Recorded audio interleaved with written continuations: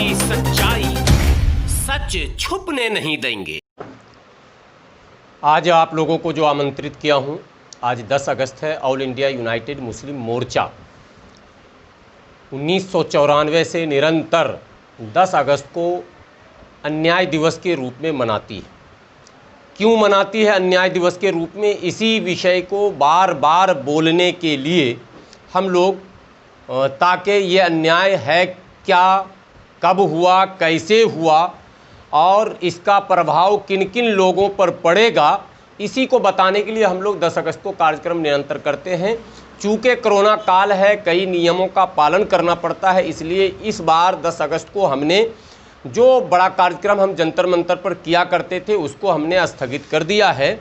और मीडिया के माध्यम से दूर तक बात कैसे पहुंच जाए, संदेश कैसे पहुंच जाए, इसके लिए हमने प्रेस कॉन्फ्रेंस का आयोजन किया और आप लोगों को आज कष्ट दिया, आमंत्रित किया।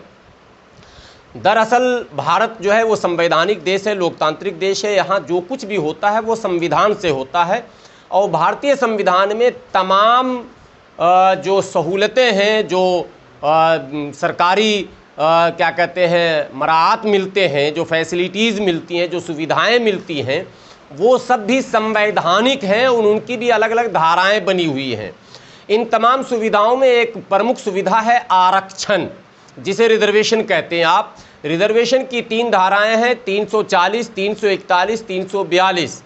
भारतीय संविधान में इन 3 धाराओं के माध्यम से ही सबको, विशेषकर उनको जो समाज के मुख्य धारा से कटे हुए लोग होते हैं, उन्हें मुख्य धारा से जोड़ने का प्रयास जो है किया गया है आरक्षण और रिजर्वेशन के माध्यम से।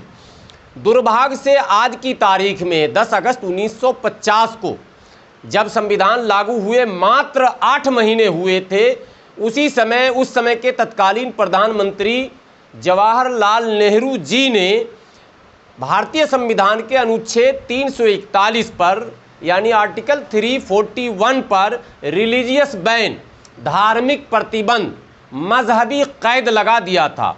ये उसमें कहा गया था कि ये जो आरक्षण है, ये जो रिजर्वेशन है, ये जो सुविधा है, ये जो फैसिलिटी है, ये केवल और केवल हिंदू दलितों को ही दिया जाएगा, अन्य किसी को नहीं दिया जाएगा। उस समय हमारे जो रहबर थे, हमारे जो रहनुमा थे, उन्होंने इस पर खामोशी इख्तियार की। खुदा जाने क्या मसलहत थी और उन्होंने इस पर क्या समझा। लेकिन बाद को सिख मजहब के रहनुमाओं ने आवाज़ उठाई और 1956 में सिख को इसमें इंक्लूड कर लिया गया, यानी कि इस सुविधा में उनको भी शामिल 1956 में कर लिया गया। उसके बाद बौद्ध मत के लोग मैदान में आए और मेशराम बनाम भारत सरकार मुकदमा चला। कोर्ट में बौद्ध मत के लोग हारे, लेकिन लड़ाई जारी रखी। अंतोगत्वा 1990 में बीपी सिंह की सरकार में बौद्ध मत को भी इसमें शामिल कर लिया गया। लेकिन दुर्भाग्य से मुस्लिम और ईसाई इससे वंचित हैं। ये सुविधा जो दिया जाता है, ये धर्म और जाति के नाम पर नहीं दिया जाता। ये सुविधा पेशे की बुनियाद पर दिया जाता है, व्यवसाय के आधार पर। जो सामाजिक पेशे हैं, जैसे कुम्हार, शब्द कुम्हार आते ही आप समझ जाते हैं कि वो मिट्टी का बर्तन, मिट्टी का घड़ा, मिट्टी के सामान वगैरह बनाने वाले लोग हैं। जैसे लोहार, शब्द लोहार आते ही आप समझ जाते हैं कि लोहे के जितने भी इक्विपमेंट्स होते हैं उसको वो बनाने वाले लोग हैं। शब्द नाई आते ही आप समझ जाएंगे कि ये बार्बर हैं, ये बाल काटने वाले लोग हैं। धर्म आप नहीं पूछेंगे, नाई बोलते आप समझ जाएंगे, लोहार बोलते आप समझ जाएंगे, धोबी बोलते आप समझ जाएंगे। आप इस तरह से जो पेशा है, जो सोशल पेशा, सामाजिक पेशा, इसका जात और धर्म नहीं होता है। और जो सूचियां बनाई गई थी 1936 में, तो जात और धर्म को देखकर नहीं बनाया गया था।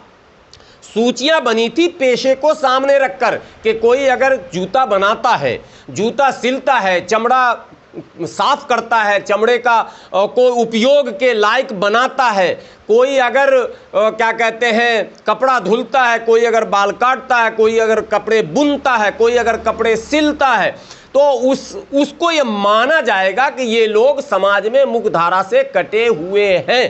तो उनकी एक सूची बनी थी और 3 कैटेगरी तय किया गया था, SC, ST और OBC।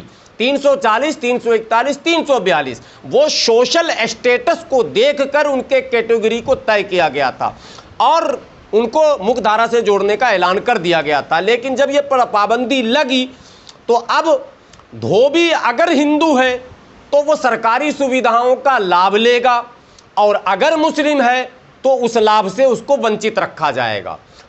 ऑल इंडिया यूनाइटेड मुस्लिम मोर्चा का ये मानना है कि दोनों एक ही घाट पर कपड़ा धो रहा है, एक राम है और एक रहीम है। आखिर भारतीय संविधान में इस तरह का प्रावधान कैसे हो गया कि दोनों एक घाट पर कपड़ा धोने वाला, एक घाट पर खड़ा होकर बात करने वाला और दोनों को दो तरह की सुविधा मिले। इसलिए हम लोग इसका विरोध करते हैं क्योंकि भारतीय संविधान के अनुच्छेद 14 और 15 ये बताता है कि किसी के भी साथ धर्म और जाति और लिंग के नाम पर भेदभाव नहीं किया जाएगा। तो जब आर्टिकल 14 ये कहता है कि इक्वलिटी बिफोर लॉ, तो फिर ये जो डिस्क्रिमिनेशन है, ये जो भेदभाव है, ये क्यों है?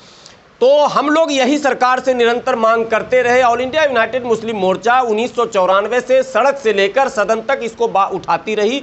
सन 2000 में बिहार विधानसभा से इसको पारित करवाया गया, 2005 में उत्तर प्रदेश विधानसभा से पारित रिकमेंडेशन हुआ, सेंट्रल को भेजा गया, सेंट्रल कैबिनेट में डिस्कशन हुआ, बहसें हुई, लेकिन दुर्भाग्य से सेकुलर कहलाने वाली पार्टियों ने, जिसने ये बीमारी हम पर थोपा था, यानी 10 अगस्त 1950 को तत्कालीन प्रधानमंत्री पंडित जवाहरलाल नेहरू जी, जो सेकुलर शब्द के जन्मदाता भी कहे जा सकते हैं, उन्होंने ही ये धार्मिक भेदभाव शुरू किया था।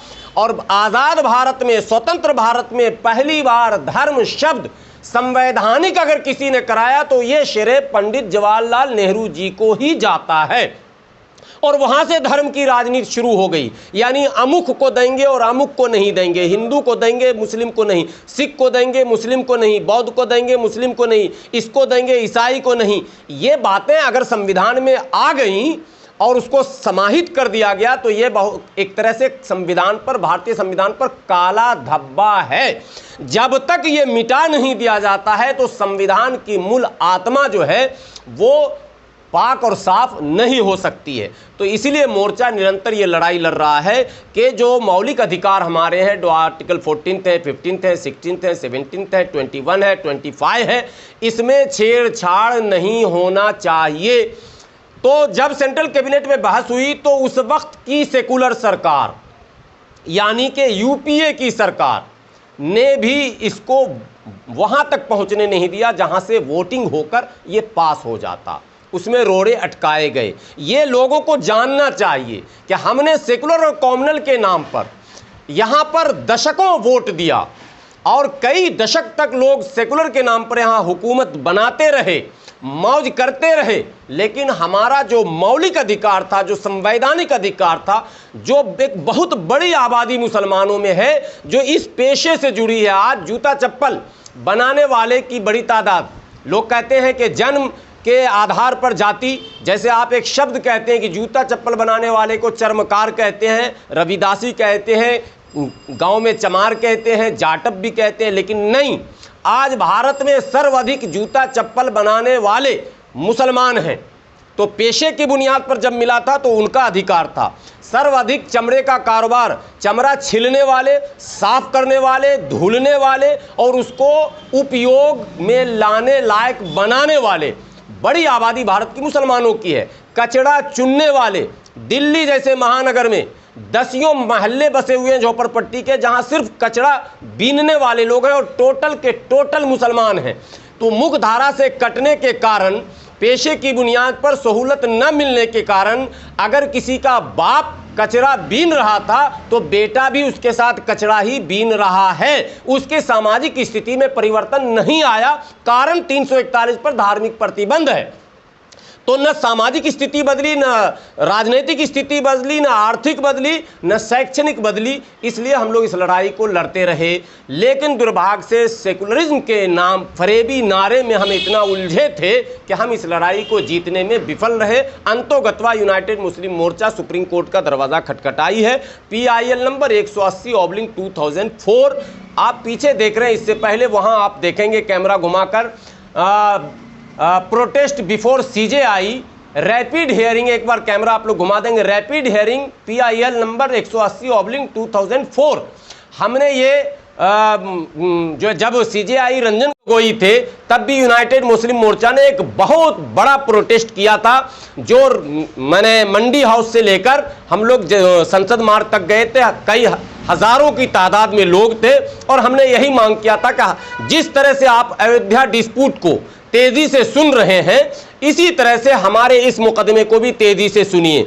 चूंकि अयोध्या डिस्प्यूट हाईकोर्ट के बाद सुप्रीम कोर्ट में 2010-11 के बीच में आया था और ये 2004 से मुकदमा चल रहा, और दोनों, अगर अयोध्या को आप कह रहे थे, वो जो कह रहे थे वो हो भी गया, आप कह रहे थे जन भावनाओं से जुड़ा हुआ है, तो भावना के आधार पर हो भी गया, कोई बात नहीं है, हम लोग तब भी कह रहे थे कीजिए, लेकिन 341 भी जन भावनाओं से जुड़ा है। एक बड़ी आबादी जो कचरा चुनती है, जो झाड़ू देती है, जो जूते चप्पल सिलती है, जो कपड़े धोती है, जो बाल काटती है, जो समाज में निचले पायदान पर है, उनके अधिकार की लड़ाई अगर सुप्रीम कोर्ट में 10-10, 15-15, 16-16 साल, आप इस बैनर पर देखेंगे, हम लोग ये लिख रहे हैं 16 ईयर्स लगभग हो चुके हैं और बिल्कुल हियरिंग नहीं हो रही है, बार बार रिव्यू पिटीशन डाला जा रहा। तो हम लोग CJI से विनती करने के लिए हर पिछले 10 अगस्त को भी गए थे, उससे पहले भी हम लोगों ने प्रोटेस्ट किया था, सुप्रीम कोर्ट का भी घेराव किया था।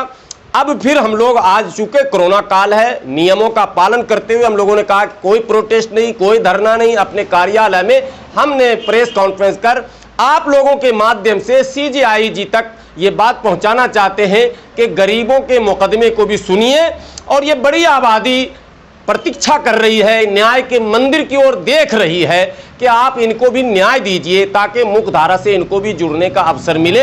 ये तो सुप्रीम कोर्ट से मांग है। दूसरी मांग भारत के प्रधानमंत्री आदरणीय नरेंद्र मोदी जी से है कि आपने कहा है सबका साथ, सबका विकास, सबका विश्वास, तो आपने देश के बड़े तबके को, उनके भावनाओं को देखते हुए उनको आपने सम्मान और क्या कहते हैं उनकी मंशा पूरी कर दी है, और हम लोगों ने उसमें आपका साथ दिया, कहीं बाधा हमने उत्पन्न नहीं किया, हमने सहर्ष स्वीकार किया। जब आपने बड़े भाइयों को सम्मान दे दिया है तो फिर भारत में छोटे भाइयों को वरदान स्वरूप आप 341 पे लगे धार्मिक, चूंकि कोर्ट के अलावा अगर संसद चाहेगी तो वो भी कर सकती है, बल्कि वो आसान तरीका है। तो इसलिए आदरणीय प्रधानमंत्री जी से हम लोग विनती करते हैं कि आप संसद में इस बिल को लाएं। आपने अनेकों बिल लाए, आपने 370 का बिल लाया, हमने तब भी कहा था कि अगर आप ये कह रहे हैं कि 370 नेहरू जी की गलती थी, हम उसको सुधार रहे हैं, तो मोदी जी 341 भी नेहरू जी की गलती थी, इसको भी आप सुधार दीजिए। हम आपके आभारी